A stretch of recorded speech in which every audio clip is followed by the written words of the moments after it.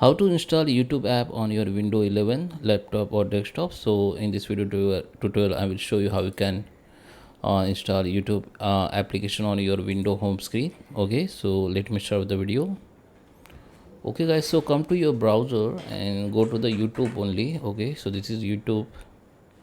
Open the YouTube. Okay, now here this is my Chrome browser. Okay, now here you can see this icon, the install the YouTube. You can directly install the YouTube on your desktop, so it will be start installing, and this is my desktop application. If I close it, come to your home screen, and here you can see your YouTube application on your home screen. In my case, my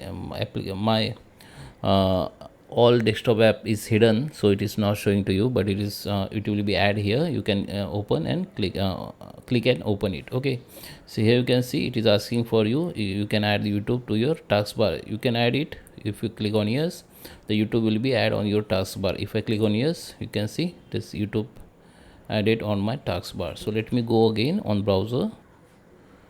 Okay, so there is a one more steps.